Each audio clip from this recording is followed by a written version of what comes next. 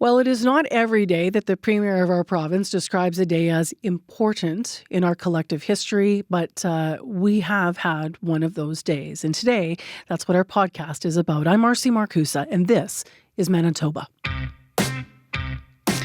So the Premier of our province is Wab Kinew, and he is saying that the day is important because he's reacting to the day that possible human remains were found at the Prairie Green landfill. So since December of 2024, teams have been searching the landfill on the outskirts of Winnipeg for the remains of Morgan Harris and Marcedes Myran. They are two of the victims of serial killer Jeremy Skibicki. Premier Wab Kinew was with the families after this discovery. And today on the podcast, we begin with an interview with him about what that was like. Good morning. Good morning.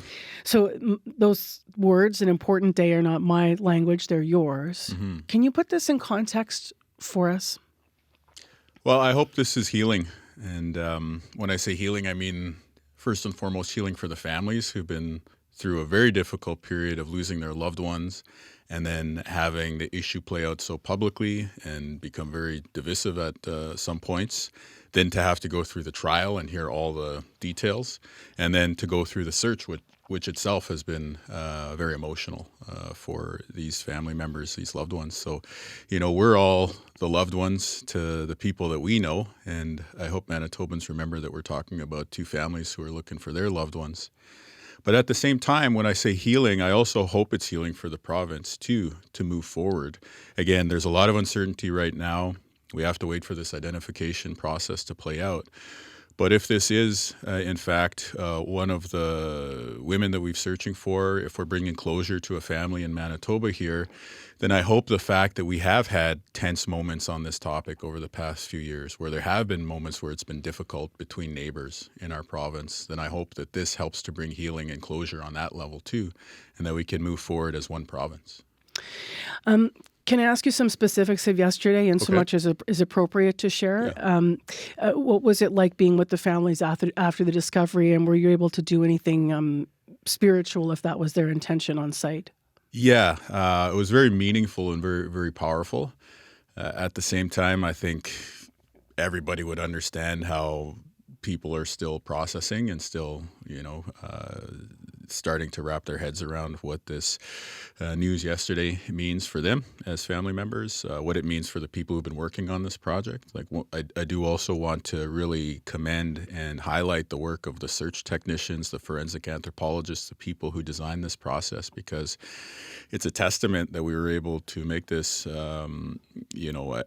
identification of potential human remains yesterday, that they designed a really good process. So I think many of us felt like this was the right thing to do, but now we also see that it was a realistic project for us to embark on. But the families, I think, are very articulate, very well spoken. I wouldn't presume to speak on their behalf, but when we look at the whole, scope of this thing going back to 2022, their courage and their resilience is just very, very outstanding to me. Was the overriding, early conversations and early gatherings with the families and with the searchers, was there, obviously we still have a lot of information that has to be done. You have to confirm these are human remains, and there's a long way to go, but I'm wondering if there was was it joy? Was it cautious optimism? What was it? Was there relief or tears? What was the overriding emotion going through the searchers and through the families and even through yourself yesterday? If I was to try and sum everybody up, I would probably say determination. I heard directly from some of the search technicians who made the actual identification of the first area and the follow-up team. They said they were motivated. They were motivated to get back into the search facility and to continue this work because they've now seen some very direct evidence of how they can potentially bring closure for these families and for our province and country too. And again, I'm very respectful of the families, but I know that they are resolute in wanting to bring their loved ones home. And then, of course, people on the government side, such as myself and the civil servants who've designed this and the other members of our team, there was a lot of recommitment to trying to ensure that we do every single step here in the most meticulous fashion so that we can give confidence to the families that if we are moving forward on their healing journey, that it will be in a good way, but also to the public who've been rightfully paying so much attention to this issue, that everyone knows that we're doing things in the right way every step of the way. You have said there wasn't a specific item that led to yesterday's discovery, that multiple objects have been found in the landfill that have helped narrow the search. So what's the next step in the process now that possible remains have been found? Just to reiterate some of what we understand will happen next, and maybe a possible timeline for identification? Well, on identification, we're looking at up to 2 weeks, and that's because it's a joint process with the chief medical examiner and the RCMP, and there are obviously some technical things that need to be worked through and their whole process, again, just to be meticulous and to get it right and to provide confidence. So we're going to have a certain amount of patience with that. And I think most of the folks I spoke to yesterday do have that understanding that there is a process here, though, I mean, best case scenario, it will move ahead much quicker than that so that we can potentially move on to the next step. And then with the search itself, that will continue. That will continue as of today. Yesterday, folks should understand that once we went through the protocol, which was very thorough and it involved researching some of those areas where these potential human remains were found, the search was paused for the day. And that was to make sure that the families had time to get to the site and to go through their process, and we join them for a good part of that process as well too, and is very meaningful and emotionally impactful. But also because the RCMP needed time for their process, and then to do their transportation and hand off to the chief medical examiner. So the search technicians, the people actually doing the search, many of whom are university students studying to become forensic anthropologists, they were all on standby yesterday. Again, pretty intense day for them. They're all highly motivated, very, very good-natured young people. And today, the search will continue, though this one area where we have found these partial human remains, we believe, that material will be treated separately from the rest. Does this bring more resources to Manitoba? Well, we believe that this thing has been properly resourced from the outset, and that we're proceeding in a fiscally responsible way, but also a morally responsible way. So this has been a joint resource project with the federal government. That will continue. And then we have the Assembly of Manitoba Chiefs involved too as one of our partners. And so Grand Chief Kyra Wilson was on site yesterday also. Just last, you started by saying that you also want this to be a moment where people consider, healing what divisiveness has happened in our province. What does that look like? What does that look like around our dinner tables, hockey rinks, workplaces, in our regular lives, Manitoban to Manitoban, in your view?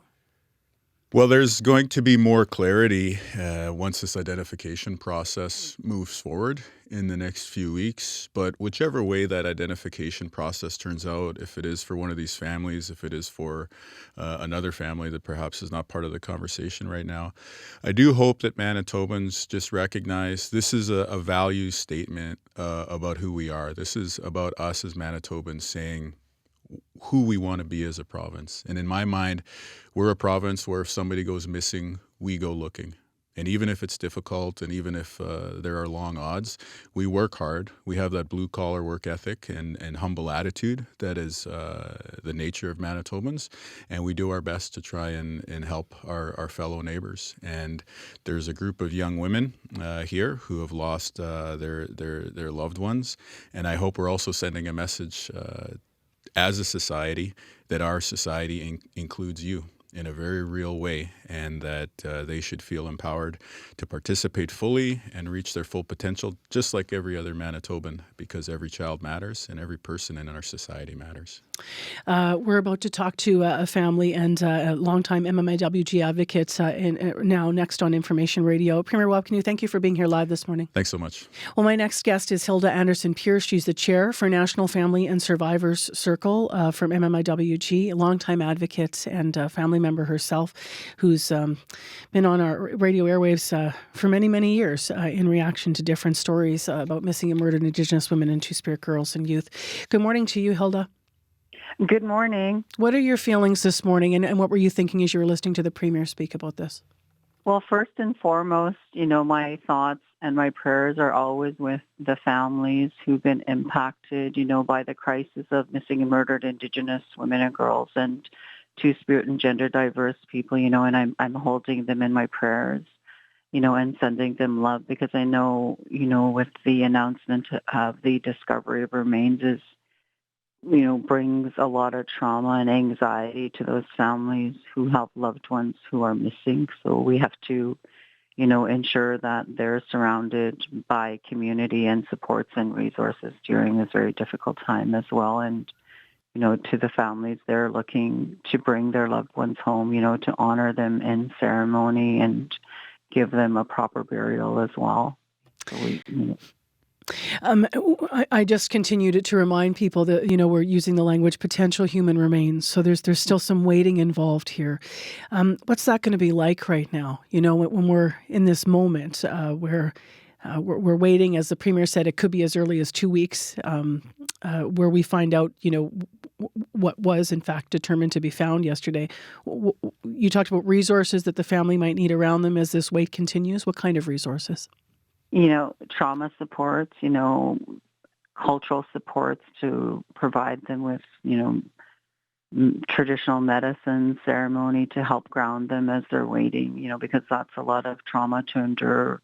Even the announcement of potential human remains, is very hard to hear when you have a loved one who is missing and you're always hopeful that, that your loved one is found safe. But in the instance where, their remains are found, it's very difficult to navigate, the grief and the trauma and everything surrounding that as well. So, there's community supports that are really needed right now for the families who have loved ones who are missing and to help them navigate and process different feelings and emotions. The Premier talked about, the divisiveness that has existed in this province. And obviously, part of that was fed by the previous government running on a promise not to search the landfill, putting this actually out as an election issue. What does today mean, yesterday's discovery mean in light of that? And what is your hope for moving through divisiveness?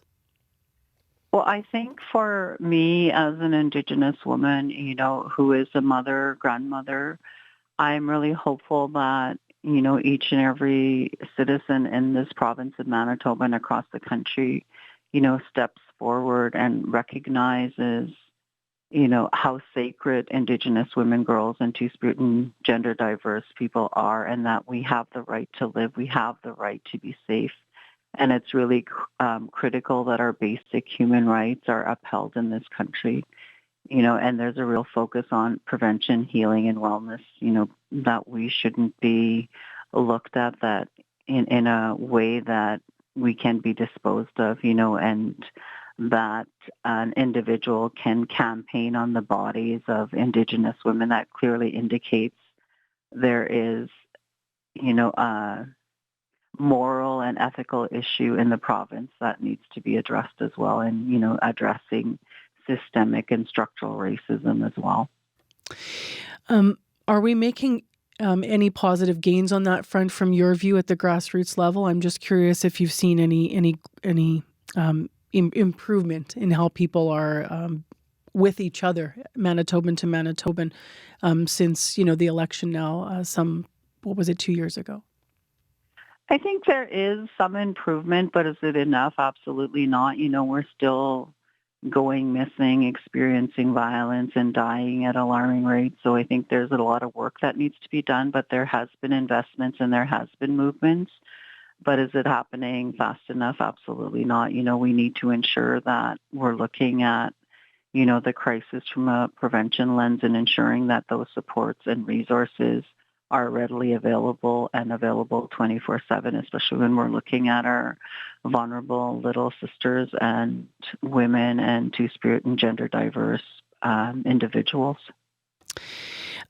When you personally heard, this news, what was your personal reaction, given obviously that you are, your loved one, your sister was lost, Dawn was had died and was found back in 2011. But obviously, you would always carry that kind of grief and understand this on such a personal level, what this is like. I think for me, I, felt a lot of empathy, for the families and love for the families, who have loved ones who are missing and who are waiting for their loved ones to come home. I just automatically had each and every one, in my thoughts and my prayers when I heard the news, and just, the feeling, that they're grieving, that they're looking for some form of peace. They're looking to bring their loved ones home in ceremony. Those were my thoughts yesterday when I heard the news. Hilda, thank you very much for not only your time this morning, but over the many years you've given us your time in these moments where we, I think as a province, need to come together and make sense of something, as the Premier said, as important as this moment. And we really appreciate you being with us today. Okay, thank you so much for having me. That is Hilda Anderson-Pyrz, who's the chair for the National Family and Survivors Circle. If you are affected by the issue of missing and murdered Indigenous women and girls and two-spirited individuals, and you need immediate emotional assistance, you can call 1-844-413-6649. Thank you very much for taking part in the podcast today, for tuning in, for listening, and don't forget to follow and share.